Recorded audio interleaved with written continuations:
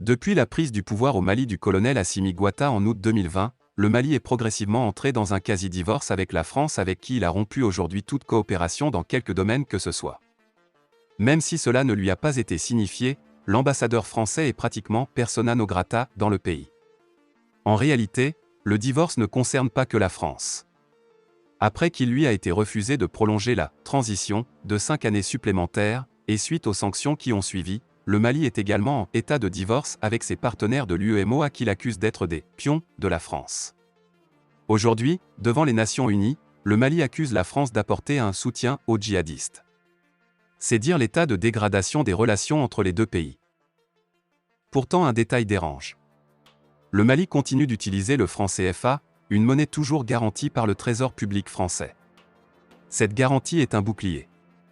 On peut la voir comme un parapluie qui évite aux pays de la zone d'être fréquemment pris dans des tempêtes monétaires, que connaissent régulièrement les pays dont les monnaies flottent. C'est la stabilité du CFA qui permet à des pays tels que le Mali et la Centrafrique, qui vivent des conflits intérieurs, de ne pas connaître une inflation hors de tout contrôle. En temps de guerre, il y a une expatriation des capitaux, ce qui fait perdre toute valeur à la monnaie locale. Cette perte de valeur fait bondir les prix, la misère s'installe et l'économie s'effondre. Ce scénario ne s'est pas produit dans ces deux pays parce que le CFA est stable, ce qui maintient le pouvoir d'achat des populations et rend possible les importations. Ainsi l'économie fonctionne. Tel n'est pas le cas ailleurs. Aujourd'hui, le colonel Goïta s'est fait un nom en Afrique par son opposition à la France. On parle même de la libération de l'Afrique. Pourtant, vous ne pouvez pas bénéficier de la protection d'un parapluie, et dans le même temps demander à celui qui tient ce parapluie de s'éloigner de vous. Il est contradictoire de vouloir se libérer de la France, et dans le même temps continuer à bénéficier de la stabilité monétaire qu'elle a mis en place. Le colonel Assimi Goïta serait plus cohérent dans sa démarche de divorce avec la France, s'il prenait dès maintenant les dispositions pour sortir du CFA et revenir au franc malien, qui était en place de 1968 à 1984. La décision serait certes extrême, mais il n'est pas exclu qu'on en arrive là si les relations continuent de se vider de toute substance entre les deux pays. La question du maintien du Mali dans la zone CFA se pose désormais, vu la trajectoire empruntée par ce pays, qui fait désormais cavalier seul. La possibilité que le pays soit poussé vers la porte de sortie de la zone CFA, s'il ne se décide pas lui-même à la quitter, n'est plus une vue de l'esprit aujourd'hui. Aujourd'hui, il appartient aux citoyens maliens, avant de scruter les enseignements de l'histoire universelle, de se pencher davantage sur notre histoire propre et d'y puiser le sens de la grandeur et de l'originalité nationale. Le Mali, un pays neuf et fier, témoignera alors de la merveilleuse diversité qui fait la richesse de la nation nouvelle, forte de la cohésion qui cimente entre les pierres de l'édifice national. Telle sera la mémoire retransmise au peuple et à sa jeunesse. Dans la guerre malienne, les questions de frontières, l'instabilité de l'État, le séparatisme, le terrorisme, le crime organisé, les trafics d'armes et de drogue sont constantes en tant que menace pour la sécurité, la souveraineté et la population malienne. La guerre en terre malienne mobilise toutes les ressources disponibles de l'État, les affects sociaux et psychodynamiques, le capital social et culturel. Il en résulte que, quand une guerre mobilise toutes les ressources disponibles de l'État et des communautés, et qu'elle se joue à l'intérieur comme à l'extérieur du pays, des villes, des villages, des terroirs, comme dans les hameaux, elle est forcément une guerre de tous, totale. La guerre totale est civile, dans la pluralité de ses formes, politiques, économiques, sociales et même religieuses, elle a définitivement un corps armé, des bras armés. Elle concerne donc l'ensemble des citoyens, les communautés, les forces de défense et de sécurité en unisson. On peut donc en déduire que même si l'armée est le premier responsable de la défense, la guerre n'est pas pour autant l'apanage des seuls militaires. L'esprit de défense devrait être partagé par tous les citoyens tout simplement parce qu'il ne peut exister de cohésion nationale sans esprit de défense commun.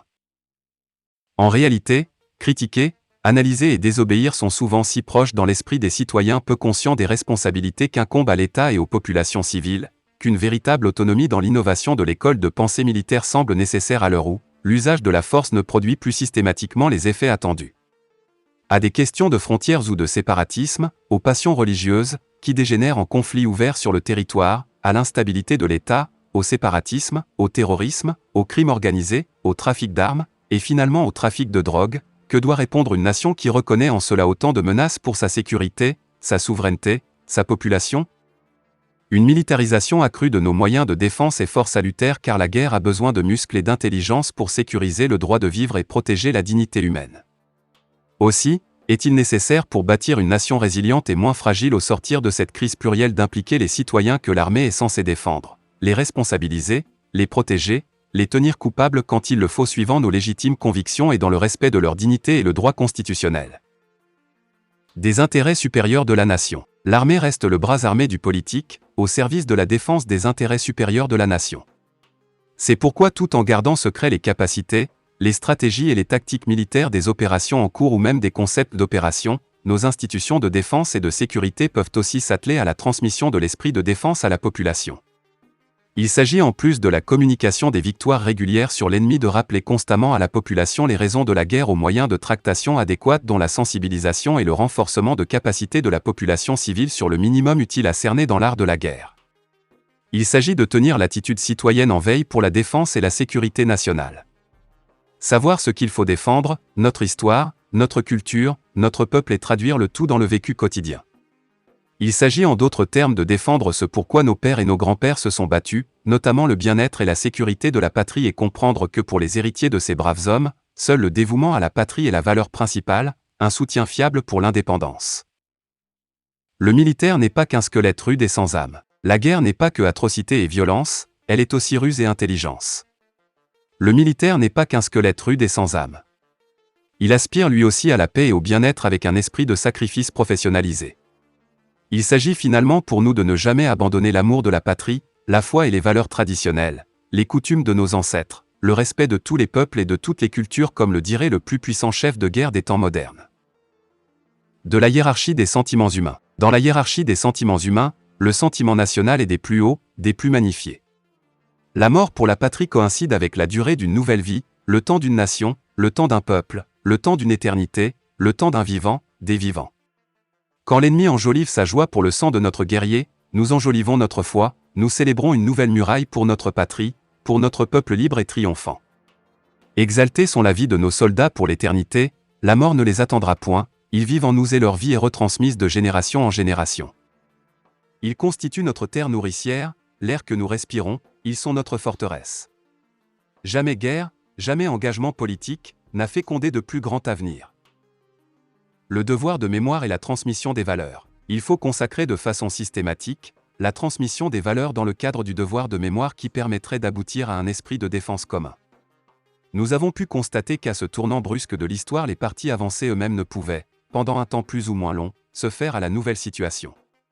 Ils ont répété les mots d'ordre qui étaient justes hier, mais qui ont aujourd'hui perdu tout leur sens. Le peuple a éclairé les lanternes et la marche est désormais résolue pour l'avenir. Aussi, le devoir de reconnaissance est un devoir moral pour tout citoyen malien envers nos armées.